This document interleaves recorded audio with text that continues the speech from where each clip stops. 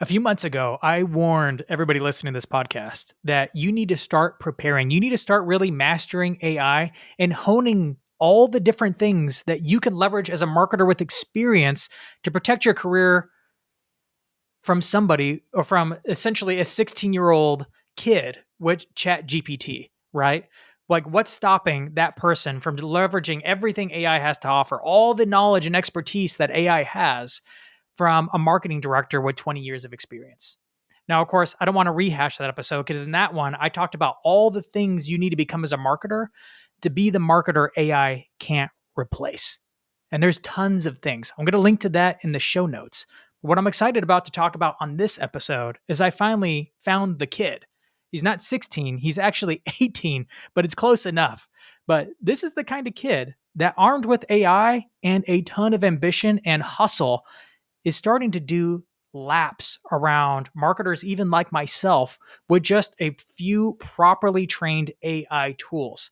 Now, I say it as if it's simple. It's not simple, and he's put a ton of work into this, but I'm excited to learn from him. His name is Gray Mitchell. And Gray, I got to say, welcome to the AI Driven Marketer. Thank you. I appreciate you having me, Dad. So you were introduced by a mutual friend of Nate Musson, and he actually called me and was like, "Hey man, I have this friend. I know you're into AI and he's into AI. Like, I think you two should meet." Nate has a habit of connecting me with really cool people. That's like Nate's superpower is I love Nate. he just meets really cool people all the time. I don't know how he does it, but like that's his thing.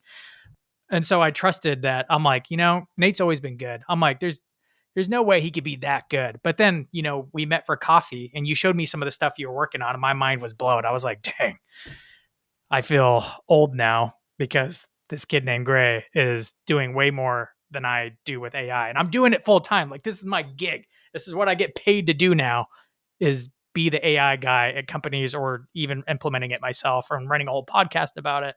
And you're crushing it, man. So I want to take some time to unpack your story and get into that. But before we do, I want to say to those who are listening to this, I think there's two people that are listening to this and like, I don't know if I can handle this.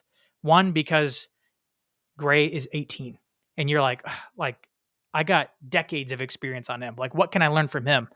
I'd say be humble, listen to this episode. You're going to learn a lot. I know, because after just having an initial conversation, I'm like, I know I'm going to learn a lot. So I'm like selfishly excited to learn because I'm like, I don't care where the expertise comes from. If it comes from Gray, great. If it comes from someone who's 85 and crushing it with AI, I'm like, great. I will have them on the show too. The other group is people who are like, this is probably going to be too advanced. If he's running circles around Dan, then I'm probably not going to get anything. Listen to this episode, because what I want to pack the most out of this is not only like some of the cool advanced things you're doing, Gray, but also kind of your learning process. Because what made you good so fast is, well, you just did a lot more, a lot faster than most people, even me and I'm a pretty aggressive learner. So let's start from the beginning. Like, how did this even start for you? Like, before you even got into AI, like what were you doing and what kind of situation were you in where you're like, hey, this AI thing looks like a useful tool? Yeah. So do you want? So I'll give you my whole story from scratch. I'll start and then I'll normally I just kind of give the normal story, but I'll sprinkle in the AI bits in there as because it's kind of a parallel growth. So I started by just drop shipping when I was 15. I was scrolling on TikTok and I saw some dropshipping ads. And as everybody who starts off in business, you start off in the baby steps. You start off in the shallow end of the pool. And so I just wanted to figure it out, and I dove in, and I started selling a lock, a biometric fingerprint lock, and marketing on TikTok organic. And I didn't make a lot of money from it. Obviously, I was 15 year old who didn't really know how to run a business, but I actually kind of went viral. I guess out of chance, God's grace, I went viral, and got my first little taste, you could say, of how of what that was like. And so from there, I was basically just hooked. I was like, how do I figure this out? How do I Yeah. grow? And then I just wanted to figure out how to do any business. I loved it. So I went from drop shipping to trying to start a TikTok ad agency. And through that, I was struggling to get clients. Obviously, a 15-year-old hopping on the phone, I remember people just would look at me, as soon as they'd hop on the call, they just try to get off as fast as possible. But I learned how to write really good cold emails, sales emails, right? And I was manually typing them out to people on Kickstarter. and I was just learning how to manually send these things out and book in tons of qualified appointments. And Okay. so I Pause with nailed the in that. story. I got to Yeah. backtrack to get more to just because this is where the learning comes from. Is Hmm. you didn't just go viral on TikTok. How many videos did you post, and what kind of videos were you testing Well, I was posting 3 a day across different categories, and I joined a number of courses to try to figure out what the across best. how long of a time? It was really fast, actually. It was like 2 weeks. The first store I ever launched went completely So viral. Got three into day for 2 weeks, and this was back when TikTok was hot, and so it was a little TikTok easier to was go viral TikTok back was then. easy. Yeah. Yeah. Yeah, you could post anything. If you were consistent, posted good content, and you posted a viral product, you could easily go viral. Post a good, interesting product, and you would go viral. Now, my next products didn't do so hot. I maybe got hundreds of thousands, not anything crazy, but I did kind of, when TikTok was super hot for that, summer of 2022, I'd say I was crushing it views. I wish I knew how to monetize it and to actually make something solid, but I was getting orders, which was really impressive. I mean, it was, not a ton. It was my view to, my actual conversion rate was relatively low compared to the amount of views I was getting. I was getting tens of millions of views probably across the whole channel. It's So pretty normal for TikTok, but I saw your videos and they were interesting. You found a really interesting product you saw because the even as you said it, TikTok. I was like, oh, that's kind of cool. Like you can use your fingerprint to unlock a lock and it's visual and people Mhm. can see it. I'm like, that makes sense. So that took some insight to even find a product. You're like, I could sell this on TikTok. I'm going to order a bunch of these from Alibaba Alibaba. or something. Yeah. Yes, that's exactly what I did. Exactly what I did. I didn't even know what dropshipping was when I started dropshipping. So I technically it wasn't dropshipping, I guess, because I ordered the stock to my Yeah. house, right? So that's not true dropshipping. Were you like But running to the postals, like making mail runs yeah, all the every time? day after school, I would every day after school, I would walk in. I had 4 or 5 of these things that I would just put. Man, this is bringing me back to some good times. And I would just put them in the bag. And this UPS or USPS lady started to learn who I was and was like, What are you doing?" and I told her that I was just I was just selling these products online, and it was really fun. We ended up, talking quite a bit, and I got to know the USPS lady at my local postal office. So As I've heard a lot of different stories of entrepreneurs. I read a lot of entrepreneurial stories, and I find that like it's never the first thing you do that ends up being the thing, but you learn through the lessons of it. And I find that absolutely. entrepreneurs often have a lot of core skills and a lot of similarities to marketers in that they're learning how to discern what the audience wants. It's what all good marketers do. It's what all good entrepreneurs do. And essentially you're a marketer, but you're also an entrepreneur trying to figure out like what people want and how to actually get it in front of them so they actually find out about it and then want to Hmm. buy it. I would say so. I would say my current role looks a little bit different than that, but I mean, I definitely did a lot more marketing. I mean, for the last 2 years, even with sales emails, with my cold email agency, I was just looking to try to figure out what decision makers at B2B companies, or well, I guess it was D2C companies too that I was reaching out to, but I was just trying to figure out what they wanted for their customers. So that was my entire journey, was figuring out, number one, I had a decent amount of experience in D2C. And then when I, started doing stuff for B2B, and I actually ended up doing a How number. long were you doing D2C? Well, I did D2C for a few months, for not very long, from probably the summer of 2022 to the beginning of 2023. How many And then units that's did you sell? I'm just curious now. not that many, a couple hundred maybe, I think. Yeah, it was. And my profit margins was so low. I mean, I made a couple $100. It was nothing, Yeah. but It was a lot but of work for not a lot of money, but you learned a lot in the process. You learned a lot about how TikTok yeah, worked. you learn how to run a business, right? Yeah. Yeah. So, I mean, I ended up doing some work with Groove Life, right? So for on the D2C side, so they're still actually a client now, but on the D2C side, I ended up, just writing and scripting their emails for email marketing. So I've been here and there on the D2C side, and some of my clients are still in the D2C side. So I play a hand in the space, but I've not been directly in the space. I've just been on more of a marketing and kind of understanding what the avatar wants and an offer side, you could say, So you providing moved value. from selling products on TikTok to writing cold emails. How long did Mhm. this span last where you're like, I'm going to start pitching people on how to do better on TikTok because I've kind of figured that out? Yeah, so it was maybe I started in July. I think I was maybe by November or December. I was doing that. I was trying to get clients for a TikTok agency. That's when I started Igris Digital. That's when I called it. I called it first Igris Digital.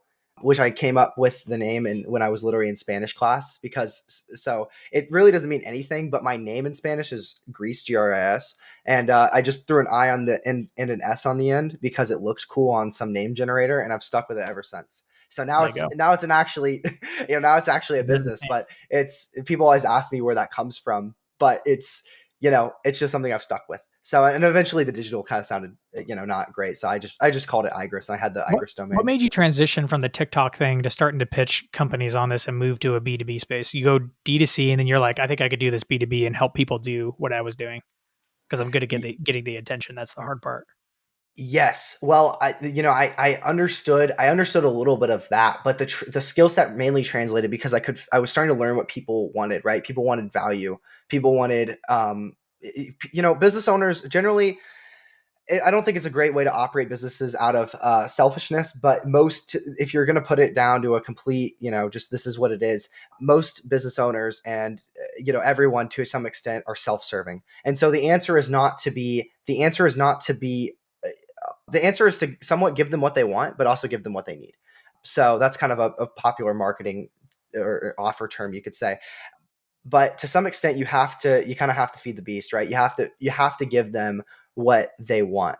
And so whatever that frequently changes from what's trending to the actual just offers that are going to help their business, right? So, we've seen the last couple of years with Alex Hormozi's $100 million offers, and then everything's basically just a value proposition for here, here's the offer that I'm running, and book XYZ amount of appointments, and the next it's always a transformation framework. So X outcome in how long it takes to achieve the time with the minimum amount of effort that it would take to achieve the result, right? So that's kind of how I translated the framework into cold email, which obviously now everybody's running, entire offers, and, everybody's trying to do their go-to-market strategy with offers like that, which, maybe is a decent place in a low ticket space, but What happens after that? So you start doing cold outreach. It starts working. You get a few clients this way. How many clients do you end up picking up doing TikTok services? no, I didn't. I was struck You because didn't. no, I didn't. I got on the phone with them and they didn't want to work with me because I was, Too young. they saw how old I was. Yeah, so they so what no I guess I didn't clarify that correctly. So I was not getting very good I was not getting good traction trying to run other people's TikTok marketing. And I was showing my results though for the meetings I was booking. Right. And then people were coming to me and saying, that's like, can you do that for me? Like, I want qualified booked appointments. So that's what I ended up doing for people. That's what why I had the cold email agency. Right. So I ended up trying, that was how I got into the space, from transitioning from drop shipping, right, to transitioning from direct D2C to trying to go to a Yeah. D2C To become a agency. cold email agency. Right. And then I ended up becoming a cold email agency. And then that's what I did up until the summer of last year. Is that kind of where AI comes in play? Or you were probably doing Mm-hmm. some AI stuff with the email stuff because that kind of plays nice Yeah. together. Yes, it So tell me does. about when do you first discover AI and start using it? Um, I started using AI when it first came, like a half a month, 2 weeks, 2 or 3 weeks after it came out. ChatGPT came out in the end of 2022. I remember I was just sitting on a Discord call and I think somebody showed me it, and I was like, yeah, that's interesting. I kind of blew it off a little bit, but I started thinking it was cool, and I started using it, I think maybe December of that year. And at that point, not many people knew what it was. What year was this? December 2022. So 2022. not many people knew what Chat. I mean, a I decent amount of mean, this people. is literally weeks after it came out. The inception, right, of Yeah. it. So I remember actually over Christmas I was showing my dad, like, Dad, check out this technology. This is going to change everything. And I didn't realize at this point, I had no idea that I would be involved in it. Right. I guess now, it could say looking back, well, it was inevitable after a certain amount of time, I but later that year in 2023, after I was, that this was around the time that I was starting to scale up the cold email agency. So I started getting clients and doing work for people, and, started off just, doing anything I could. And then, as time grew up, I built an actual, business and started serving clients and getting them booked appointments, and, started building a name for myself. And so by the end of that year, I remember we were working with fulfillment.com, and with a kind of an old business friend who I'm still in touch with, but I ended up meeting him at a conference over the summer, and since then I basically got connected with a ton of people in that group, and that's when things just took off. And I remember around that time, I started using AI for, I remember in Instantly, right, the cold email tool. It had a feature where you could integrate your ChatGPT API, your OpenAI API key, and into you could your get existing cold email tool. and you could get AI to do very limited things. You could get it to, clean lists, and they had very like basic functions that you could get AI to kind of clean up names and do very simple things that genuinely made a big difference. So at this point, I was starting to say, oh, well, this is interesting. I'm curious to see how this will continue. And AI was definitely AI has been growing, but at that time it was less of a it was cool. It was definitely a cool thing, and people definitely thought, oh, this is going to get this is going to go somewhere. But I don't think people had the same vision for where it is now. Yeah. Um, For everybody listening right now to kind of understand what AI looked like in the beginning, to run a cold email agency, you're dealing with like databases worth of contact information because not every marketer's run cold email. You're dealing with like Excel sheets and spreadsheets worth of lists and data, and the data is not all clean sometimes. So to be able to run some of the data through an AI filter and be like, hey, look at all these rows, and if it doesn't look like this, make it like this. Like clean up the data, and you could run it through and kind of like it's the clean concept it and of make it clay. nice, right? It's the concept of clay at the very basic Yeah, function. Clay just yeah, made it accessible, right? yeah. So clay was getting popular probably midway through last year, right? And now everybody uses clay. So from there, I guess that kind of we get to 2024 now. So this is last year, and so this is when things just really took a change, right?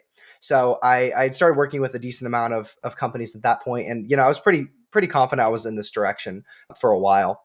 And I guess summer rolls around of last year, and cold email is getting pretty saturated, right? The tools are becoming more accessible. It just becomes such an easy thing for everybody to do. And the hype around GTM, go to market, right? All the hype around that was making every single business try to do, try for their startup to do cold email marketing. So everybody was jumping on the cold email bandwagon because it was easy and it was cheap. People don't realize though that just like Facebook ads, I always tell people, you have to see cold email like Facebook ads. You you're not going to get away with doing it cheaply because people think it's the cheap alternative, right? That it's going to get you clients, but it's really not. It functions at a same, you have your target audience, you're reaching out to those people, you have a certain spend that you're going to spend on different qualities throughout the cold email process, just like you would spend on meta ads, right? You have the creative, you have the targeting, you have the A pixels, you have the list. Yeah. tracking, you have the actual, the scripting and the ads and the budget, right? You have all those things. And in a cold email, it was, you have the infrastructure, and that was just a deep rabbit hole. You had the list, so the quality of the data. You had the what you're going to do with that data. You had the actual sequencing, the tool. I mean, the list goes on, right? There's a lot of moving parts to it.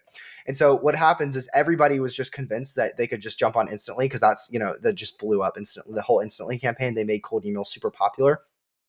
So everybody jumped on and was trying to run cold email campaigns. But what's happening is they were just spamming. They said, oh, it's not working. Let's just send more volume. So it became this crappy volume game. And everybody started using these mass suppliers of these just terrible reputation emails that were, I mean, if you go to the spam, like all the spam checkers, they were just blacklisted, all the IPs that they were coming from. So now you have IP rotation and all that stuff. But that wasn't much of a consideration at that time. So you would so all these people were just jacking up the amount of emails they would send. And so it would just go, oh, like 1,000 emails a month isn't working. Let's jack it up to 10,000 and 100,000. And soon we're getting videos on the internet saying, send a million emails a month. And it's, at that point, we're just talking about pure spam, right? It's just not even, you could argue that a large campaign could be that, but the quality was lacking. So And so cold you're email developed that bad reputation. you're building a cold email agency on the side because you only just graduated from high school. Yes, I was in high school when so I was building this when I wasn't in school. And starting in my junior year, I went part-time at my school so I could focus more on my business. So that I was going full time, and I went to a classical. I say go to. I guess I just graduated like 2 months ago, or a month and a half ago. But I graduated from a classical Christian school, so that the workload was quite a bit. And at a certain point, I kind of went back and forth with my parents trying to tell them I didn't want to go to college.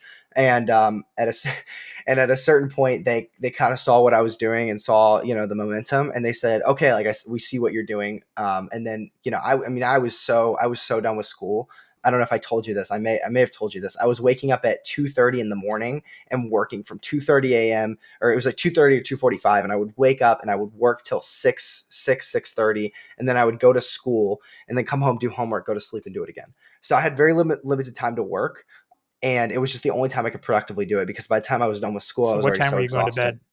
Like 7 p.m. So Yeah. yeah. So yeah. So It was it's like intense. I managed to keep everyone's up got with. the same amount of time in the day. You're going to bed early, waking up extremely early, but you're also going to bed extremely early. For most people, 7 to 8 is pretty dang early. It's early for me So now. it's not a great. It's you're not like not sleeping. You're sleeping, but you're freaking hustling when everybody else is asleep. And It how long was did you? hard. How many? Yeah. What were you doing that every day, or is that like 5 days a week? Y- Yeah, You 5. still Yeah, do that? pretty much the week. No, no, no. I wake up. Sometimes I roll. It depends on if I have meetings early in the morning. But now I wake up. Either I'll wake up at 6 or 7, or I'll wake up at like 10 a.m. I mean, it just depends on Yeah, how yeah. late I'm up. Sometimes I'll be Because up. you're full time now. Yeah, sometimes I'll be You don't late need to. up late having to build, finish something up for clients, and so I'll be up and building, and then wake up super late, and sometimes I'll get up early. This morning I got up at probably 7:30. So yeah. So for those of you who are listening, like just think about the math real quick of like the price he's paid in order to get where he's at. It's doable for anybody, but it does take a considerable amount of time of hustle for a couple of years because you're Oh yeah. 18, The you first started two when you were years were not 15 fun. and you're like you've done a lot of stuff in between these times, but it's only a 3-year period. Yes, you're waking up at 2:30, you're going to bed early and then just waking up earlier and spending a couple hours a day before school every single day. Absolutely. Yeah, it Learning was tough. was most of it just working, or you like learning during that time too and watching YouTube videos on how to make it better? Yeah, learning. I remember I had like Eamon Godzi leaked courses and all. I had all the. I actually developed a giant list of all the leaked courses, and I was just trying to learn and implement. So I was just literally figuring it out. I mean, I had no. I was just trying to figure it out. So I mean, I remember after a couple months, it messed up my bodily cycle so much trying to go from that and then back to normal on the weekends, and it was really difficult. And it felt because by the time I went to school, it felt like noon to me. It was so it was really tough, to be honest. I think I only maintained that solid for 2 or 3 months, and then I finally switched back. But at that point, once I went part-time, that's when I finally started to I was able to get a little bit more Yeah. momentum, you could say, and started to work with more clients, and it was really just blessed to have the opportunity to do that.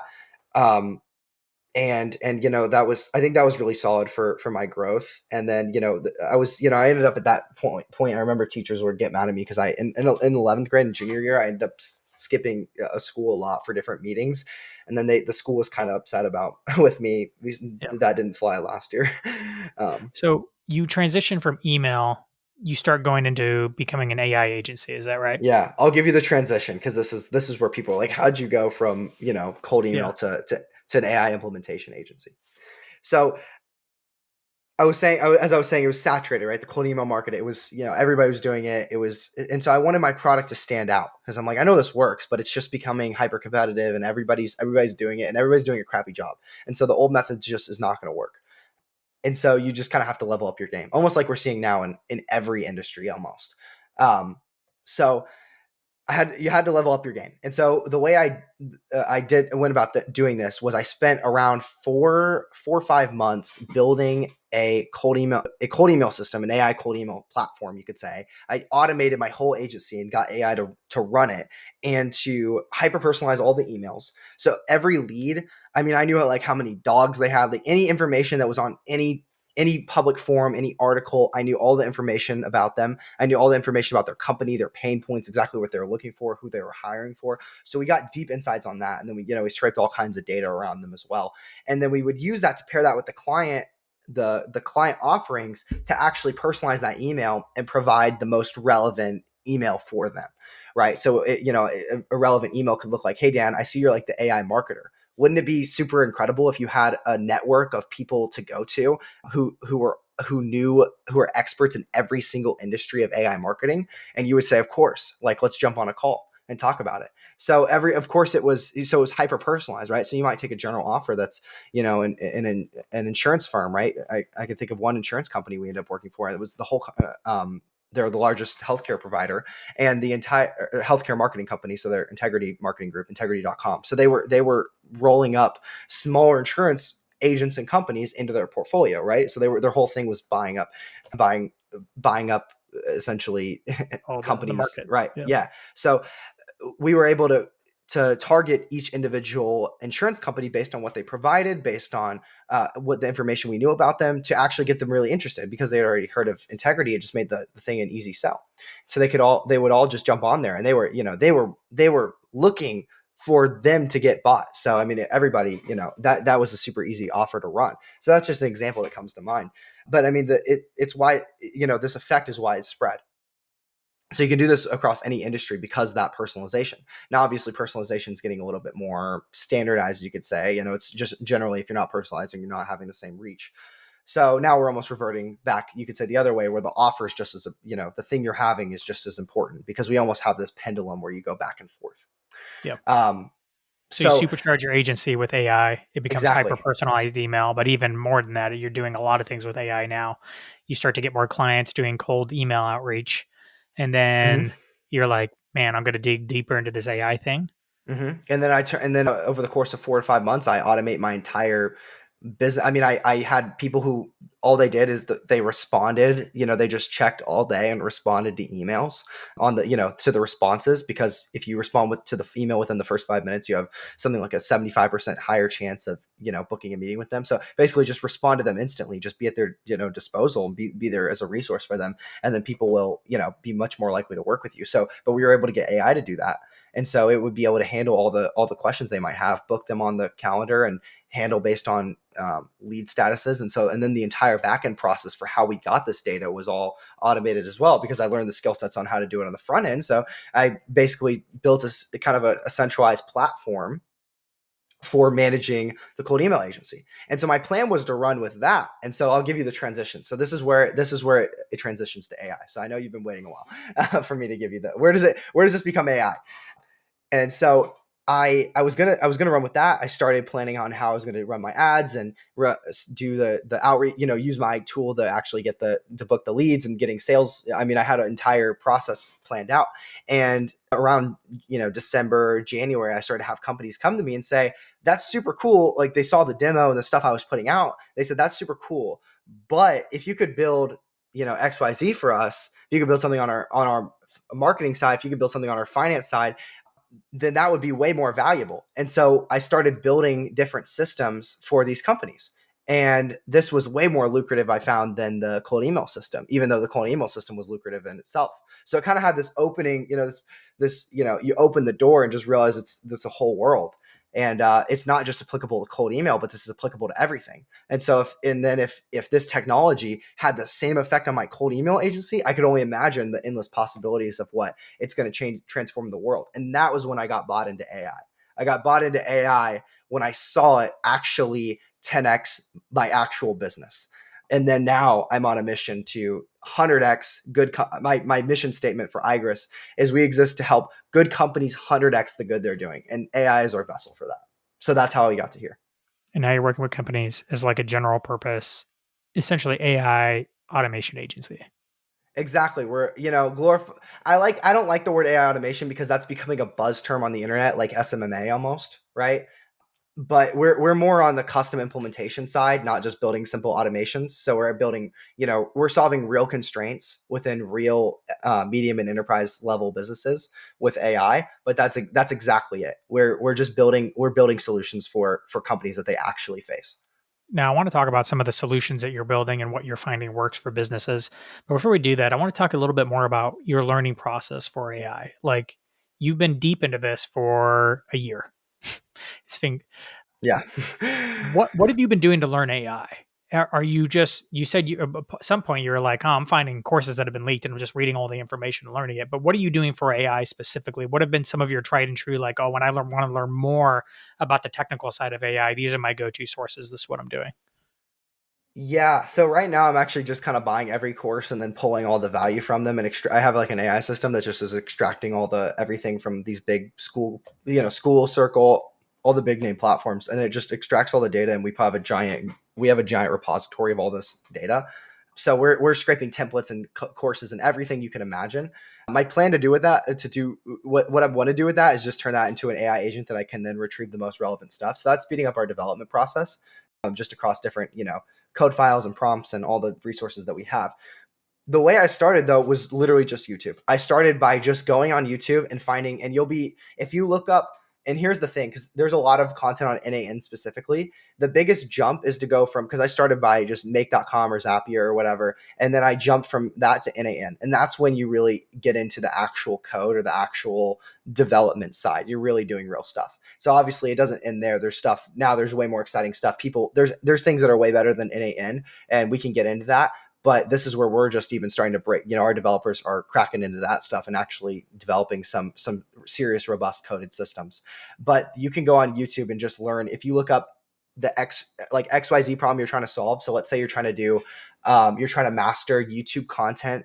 Just look up YouTube content AI NAN, and a ton of results will come up There's hundreds of on, videos. and Yeah. and people give out free workflows. So the real strategy is just go find the one that looks like it has the beefiest workflow, and a ton of people saying, "Oh, this is doing great." Not the ones that are not don't go to the big YouTubers. A couple of them are good. Liam Otley, Nick Sarah, they're okay. But if you go to the big ones, they're that's what everybody's going to, and they're just typically simple automations. But it's typically the small YouTubers that have spent the last 3 months building this crazy system, and they give it away for free, basically just to get YouTube hype. So that's where the real magic's at. And sometimes you got to pay, $25 on Gumroad, or, join their $100 a month subscription and get the course. But that's kind of that's still what we're doing. We're taking that data, and we're just I'm in probably 5 or 10 courses at a time, just going through them, extracting all the value from them. And then When you say extracting the value from them, as in you're reading it and watching it and then trying it. well, yeah, and I'll just take all the links, because you just pay $100 a month for their guru subscription, and then you just get all the YouTube videos, and download the JSON files and NAN, and then import them, and then you just Yeah. figure out how to build it. Yeah, and get Yeah. all the But Airtable you're files. taking their templates, reverse engineering them, and kind of understanding what they did and why it works. Exactly. And you Yeah. understand why it works, and then you can turn that into whatever. If you want to build a SaaS on Lovable or Cursor, then you can do that. If you want to just make their NAN flow better for what you're doing, you can do that. So there's really infinite possibilities. That's one of the best value hacking methods. So I want to recap this really quick for people who are listening, because that when you say extract, that can mean a lot of different things, whether you're just storing it for so later. But That's what we this is one of do. the questions Yeah. I asked you when we originally met for coffee. I asked you, I'm like, when did you discover NAN? You told me, I think September. And then I'm like, how many YouTube videos have you watched on this? And you were like, oh, easily 100, if not 200, maybe pushing 300. You'd watched hundreds of videos on NAN. And I'm like, this is what's required in order to learn some of these things. And NAN's pretty difficult. It's not ChatGPT. Okay. Like if you Well, think ChatGPT is yes. complicated, it's like, okay, well, like we haven't really NAN's much more complicated because it's really built and designed for developers and uses their language and vocabulary. Well, the You cool don't thing is need to know how to it's code to use entry NAN, level. but it's using it's like Photoshop uses all the different vocabulary of what used to be darkroom photography manipulation, right? It's you don't have to know how to do darkroom photography development in order to use Photoshop, but it uses all the vocabulary, which is what NAN's doing. You have to know a little bit about how all the technical stuff works, which just takes hours and hours and hours and hours of study. But that's what you put in over the last year. Yeah, I agree. I think, to be an encouragement though, it's honestly, once you can make the jump, if you can, anybody can do Zapier, anybody can learn it. It's easy, right? Well, maybe it's, it took me, to put it in perspective though, I remember, I guess it was earlier at the beginning of 2024, earlier last year, I couldn't build a Zapier flow, just so you know. Like I struggled to build a Zapier flow. So to give you you know, the experience of how much I've jumped in a little over a year, I was struggling to build Zapier, automations. And now we're, hard coding, custom, we're coding with Cursor. We're obviously doing a lot of NAN, but it's definitely takes some time, but I don't think NAN is a massive jump. So the barrier is kind of like, if you can do Zapier, you can do make.com. And then make.com is just an easy transition to NAN. And there's tons of YouTube videos out there that'll give you the rundown of all the functions and how to use the system. You know, if you sit down for a day, you can figure out the basic functions. You can figure out how to execute a node. You can figure out how to maybe send an HTTP request. You can figure out how to, you know, configure your authentication and understand how data flows. And if you can learn those things, then all of a sudden you're off to the races. And then it's just about finding the right people in the right niches that you can follow, right? So on a marketing, so all of your, you know, all of your listeners are marketers, and so they want to, I'm sure they're curious about how do we build, like, AI is cool and AI and automation is cool, but how do we get AI to actually do our marketing? And that's where it gets really exciting, right? Because you can talk about, I mean, SEO, paid ads, organic content, socials. I mean, the list is just infinite. And this is, I think, where it gets really exciting and probably the most interesting Yeah. for your listeners. Yeah, And for a lot of people listening, I think that's the hard part with AI right now is you're like, wait, what can it do? You're like, well, like, what's the process for what you're currently doing? Or maybe you don't have a process and you're winging it every time, which I'm surprised. Like a lot of marketing teams are literally just come up with everything without a process. They're just like, oh, we need to come up with this. So they come up with that. They need to come up with this. They come up with that. But there's not really a process in order to come up with it. They just come up with stuff when they need to. But if you can build a process, chances are you can figure out what parts of the process AI can do, if not all of it sometimes. And that's exactly. when you start looking at software programs like NAN. It's a dumb name. It's N8, like letter N, number 8, letter N dot IO is the company. That's what I use for a lot of my marketing automation because I actually found it to be even easier than make.com because if you take the Easier. NAN, I think it's easier because they have the little assistant baked into it. This is assuming Oh, you don't host it yourself. yeah. You Well, have yeah. if If you you're host doing it any with them, kind you get of this little AI operations, assistant that it can help you troubleshoot stuff, and it's smart enough to know contextually what you're trying to do ish and what node you're on, which and then it goes and scrapes all the forums of what people have figured out worked it's really before helpful. because you kind of have to troubleshoot it constantly. I still Every use it to this day. I Yeah. will import the data I'm working with and import it. Usually I'll do it if I have a code issue and I'm like, you know, Claude's not working because it doesn't contextually understand what I'm trying to do and I just can't figure it out. If I get stuck, which, you know, occasionally happens, then I'll just import it to the cloud instance and I'll just get AI to say, all right, just rewrite this whole code script. You know what, like how it should be written, you know, and for the data to correctly flow exactly how you want.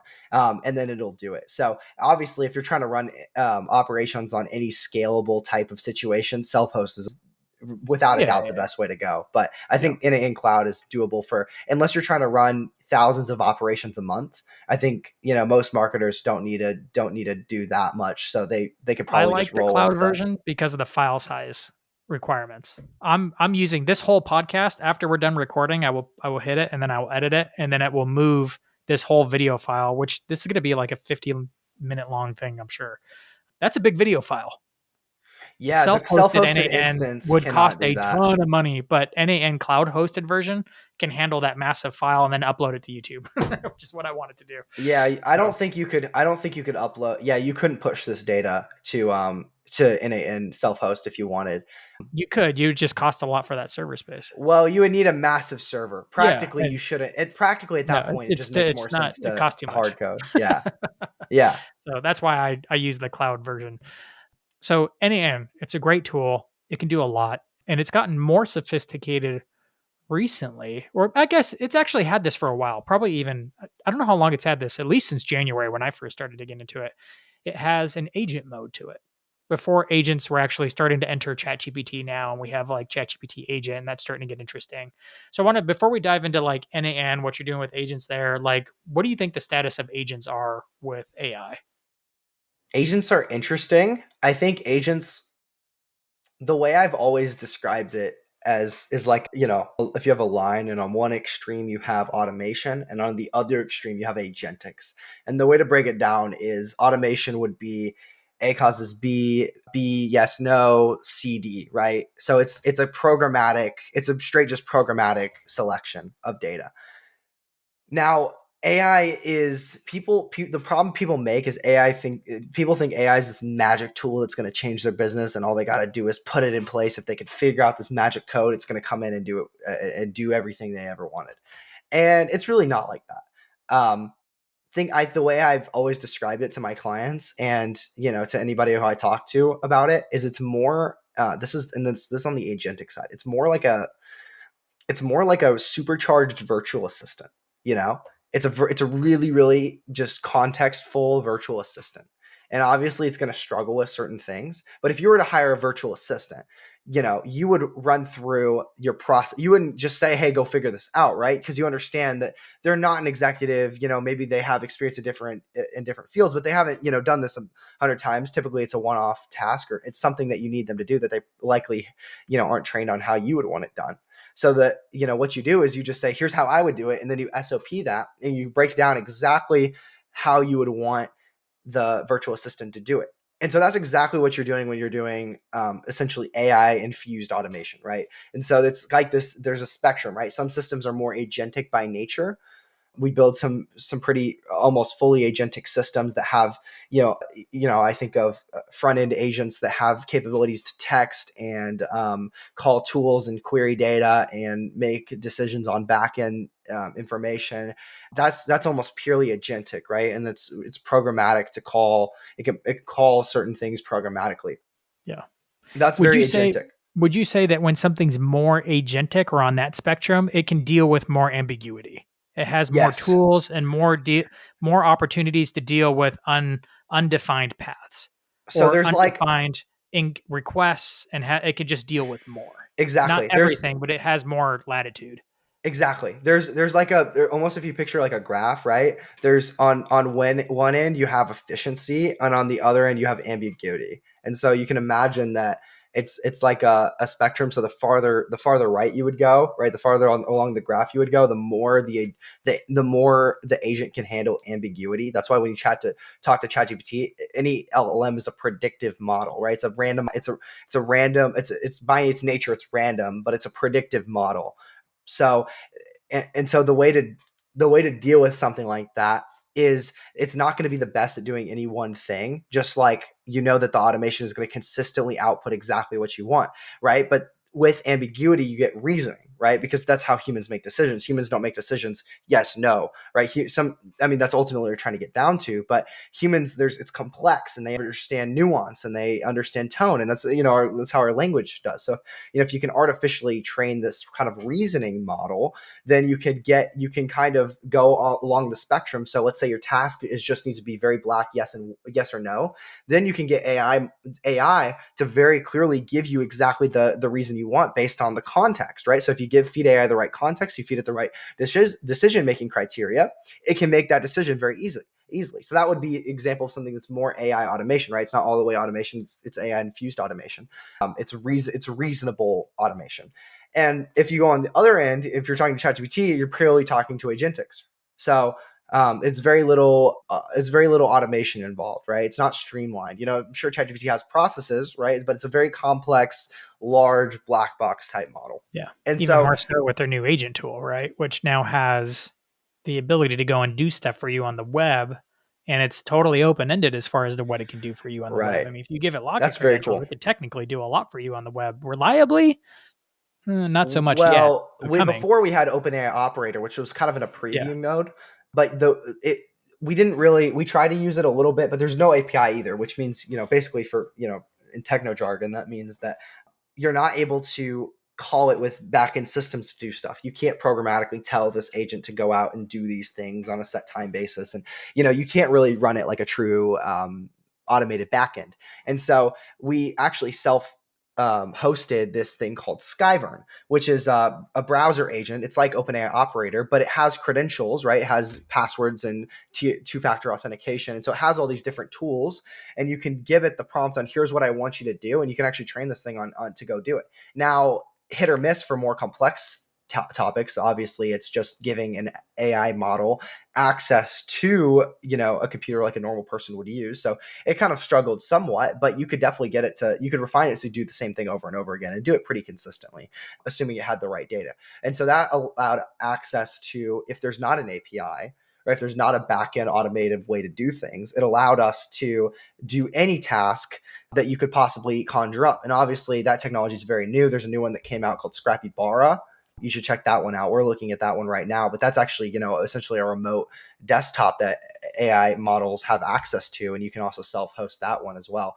The downside is these things are typically difficult to self-host, but I will say I think I don't know if Scrappy Bar has a cloud-hosted version. We're not generally interested in that because it's less control and typically way more expensive to run and not practical on a client basis. But Skyvern, you can actually, there's a cloud version, and so you can go and play with that. You can just go and you can sign up for an account, and it'll give you some credits, and you can give it your authentication. And that's actually how we were trying to build certain systems when it just came out and there was no API. We actually ended up figuring out how to build it to consistently output a certain level of content and then send that to our backend systems. What are some of the things that you're building for clients that you find are actually unlocking the most value for your clients? Let's talk about marketing, given that this is an AI marketing podcast, because there's an entire section we could dedicate to backend customer facing and then backend operations as well, which is kind of the general direction we're moving in as an agency. But in terms of marketing, this is exciting. So I would say some of the biggest levers we're able to pull and some of the things we've developed we've developed an AI SEO system that's actually good. So we like to do things on a custom basis because the more templatized you try to make it, you're trying to put the whole nature of AI is custom. That's the entire point of it. That's not automation, it's AI. And so what people are trying to do is they're trying to go and build all these SaaS platforms, which I think are great. I think there's tremendous value, and I think a lot of them can do stuff very well. But the problem is that they struggle to understand the context of your company, which is the entire point of AI. Is it's like having an employee. Yeah, that's what people want. And so some of the cool things we've developed have been an AI SEO system that takes the data of the company, and then it's actually able to it's able to research all based on all the data and find the biggest keywords with the lowest competition that it can then target. And then using that keywords, it creates essentially a plan. Here's the articles we want to produce. Here's the target audience. Here's, all the information based on the outcome that we're trying to get to, right? Targeting these sorts of customers with this kind of content, with this kind of tone. And then it actually puts up and writes that plan, researches it, and then also pulls information about the company, given the data that it has about the company that we've uploaded to a backend system, RAG and graph databases. And so it actually pulls that data, and then it writes the articles in the same tone that they would write it in. It's does hyperlinks, everything that an SEO agency might do, everything that a full-time blog writer would do. And I mean that can be infinitely scalable. And currently, I mean, we're having it pump out 5 articles a day now at this point for one of our clients. So it's, I mean, hypothetically, you could pump out 100 if you were like a news company. But obviously there's a certain limit to where you're Google's getting going to flag you for writing too much too fast. right. Yeah. And there's a big misconception. So everybody thinks that that platforms don't want AI content, that Google, Bing, they think that they think that search engines don't want AI content, but that's kind of a misconception. They don't All want my top bad website content. friends say Google don't care. They're like, They they want the best information. If it comes from exactly. AI, they're ranking They it and it's they want the coming. best If it's information and they timely, want they converting got it. information. You know what I mean? Because that's why people spend money. They want the best information for quality and they want converting information, right? So it doesn't matter if you use AI as long as you're using relevant info. So that's why we use a mix of actual data that exists out on the internet that's, very, very specialized. And we use a mix of actual client data that's real organic content that these companies have built up for years, docs and everything that you could imagine, website data, to actually repurpose that into relevant content. That's something really cool. Another cool system that we just finished developing part 2 of is I think I told you before, we developed an ads buy system. Well, it basically, Facebook and TikTok ad data isn't publicly accessible. So we actually ended up partnering with one company to build an API, and using some backend scrapers, we were able to aggregate enough of the ad data that you can't normally get, and then use AI to score it in relation to other ads based on the industry of our clients. And then using that data, you would then have a list of exactly, what are the highest, what are the best ads that you could be going after, what's working, what's seeing the biggest results, what's seeing the most engagement, what's been, blowing up in the shortest amount of days. And then from there, you have the creative to that content. And what we've just built, we're actually wrapping this up now. In the process, we're wrapping this up and about to roll this out to some clients. But we've built a ad creation system based on that data. So that was the kind of the first phase of the system. So now, and we didn't even think about this until the system was done, and we said, wow, well, imagine what we could do with this data now. I mean, this data is immensely valuable, and before teams were taking that data and using that as inspiration for their ads. So now that we have those working ads, we're using that to, based on our client, to pair that with the best match for what could be usable for ads from our clients. And so it actually scripts out the ad content and then uses AI to push images as kind of rough out drafts, and we're dialing that in. But the content is really solid. And so it looks just like, it doesn't, obviously our goal isn't to copy it, but it uses the same kind of framework that the original ad was made off of, and then kind of puts its own spin on it for the company. So a good example would be like Ridge Wallet. Ridge Wallet is crushing it in the wallet space, right? So if you could take their data and migrate it to an apparel brand that's making wallets, which is one of our clients, and it actually outputs very, very high quality AI images and scripts the whole thing out in their tone of voice. And so Mm. this thing is churning So out you are creating daily. the images for the campaigns as well. Exactly. I'm not a big fan Which of what's AI your images, and I'm not a huge fan of AI images and videos, but I think it's good for rough drafts. And a lot of times we'll tell our clients like, yeah, edit this, but it's pumping out content daily, and then they can actually just test that. And if it's working, then obviously they can refine it. But they're double literally down able and to send it to test. a graphic designer They're to able to test. yeah, I mean, legitimately go through. Here's 10 ads this week. Test them, and it's just a giant wheel that cycles, and they yeah, quickly lock down which ads are yeah. working. So It's all about speed with a lot of that stuff. What so image it's models do you find is working the best? so I'm not in too much in the weeds on this particular project. It's mostly my team, but what they've been telling me and what I've seen, I've been kind of not too focused on AI images, so I'm might not be the best person to ask, but the content I've been seeing has been incredible coming out. I know they're using a series of models to. I think most AI model image generation models are just okay, so it's great to use the actual original image as inspiration for the new model, which is how to I think we found some of this information out basically. So you can, I know they used the Adobe one. They used OpenAI's Firefly. obviously, and I know they've used a series of a Mid Journey and a series of other just public ones to actually produce the ad content. But the cool thing is you can iterate based on the content, right? So you could just take that and then use AI to analyze the image it just created and then refine it. And then over 3 or 4 cycles, you get to a really, really good output. So you continually run it through the system, and then it just refines it 3 or 4 times until it's exactly the match. So let's say it misspells something. This is a common thing with AI images, right? Misspells something on the ad creative, or let's say that it just comes up with a really cartoony or cringy looking cover. You could basically say, yeah, take this and make it more realistic. So it analyzes that based on the data that it gets back from that, the weaknesses, and then in comparison to the original ad, it's actually able to refine it until it gets a solid output. So that's just an example.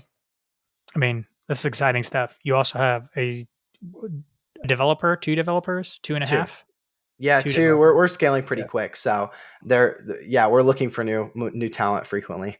That's kind of where we're in a period where we're trying to focus on our series of higher medium size and enterprise clients, and just getting a handful of those clients, because I prefer to stay lean but kind of do a partnership, almost not quite a partnership, but just partner closer with those companies to. That's kind of my optimal form of growth, so we can stay relatively lean, but yeah, we're still growing, as trying to take on as much team as we can. So Yeah. Yeah. It's interesting because I feel like a lot of this for marketers to do this heavier stuff, obviously you need to work with the development team in order to build these custom tools, but the future is custom tools, I think. I agree. Of course, you could do it in-house, or you can work with an agency like yours in order to help you build these custom tools. But if they're customized for you, it's like I think a lot of people used to do that calculation like a builder buy. Like, do we build it ourselves, or do we like license Salesforce or something like that? And it used to Yeah. almost always be cheaper to have some SaaS solution and use that, right? But now with Well, AI, we've used some SaaS it's actually solutions better to build that a lot of these that things in are house. yeah, I was just gonna say we've used a lot of these SaaS solutions in our systems. So integrating them so we don't have to do the whole thing, find who's doing the best at it. And then we typically just find it doesn't quite get the output that our clients want. And so we were just like, well, let's just start from scratch and build the whole system custom. And so then Or from it there, might just be maybe you have a SaaS solution and you're building on a component of it that does the custom that's what thing, we've right? done, Yeah. right? So like even for the original SEO system, V1 of it, we used a SaaS to actually do the production based on all the input data we gave it and based on all the settings that we had. But, we didn't like the way it did internal linking, and it randomized the images, and it was just expensive for hosting for no reason. It was just way overkill, and it just it didn't exactly do what we wanted it to do. So we said, all right, how do we start from scratch and build this whole thing, right? We already have half the piece. So let's just build our own that's better and actually customized. And so now our current one's actually customized with RAG data, for the actual client, and it's performing way better than just giving it native website data. So that's some examples of things that we're finding out right now. And like you're saying, I think it seems like every business, from my opinion, whether they work with an agency, a custom agency like ours, and there's a million AI automation agencies that are popping up. I would say that in a very short amount of time, people are going to start to get burned by these because they're not solid. They're not really AI automation agencies. It's kind of the equivalent with SMMA, and it's some random person who started running Facebook ads yesterday, and they want to come in and do the They Facebook took ads one for. AI course and started figuring Mhm. it out. Right. Right. But so I Yeah. think what we're going to see is we're going to see a massive influx of those kind of people. So I think definitely the hard thing is there's a lot of developers too who also haven't, caught up to the AI wave, or they don't quite get the outcome that people are looking for, you could say. So that's one of the struggles we have, because we're trying to find people who, number one, have the development skills, but also understand the AI engineering. And frequently those skill sets are separated for some reason. So, I mean, I'm more on the AI side. I understand it more, that less than I understand development, because I haven't been Yeah. sitting in my You room find the last yourself 10 writing the years coding. prompts for your developers to actually put in place. hmm Frequently. Well, the cool thing is you can use AI to greatly improve them, Yeah. but yeah, because AI knows what it needs if you go through enough iterations with it. But the I think that every business right now should be looking for either top tier developers with some AI skill sets to hire in house, some kind of AI automation person to hire in house. The problem is many of those people, unless you can hire like a top tier person or somebody who really understands it, and somebody who can really build incredible things and has a kind of a repository of really impressive systems they've built, they're going to build great stuff for you. Don't get me wrong, but they're not going to quite build the next cutting edge technology for you.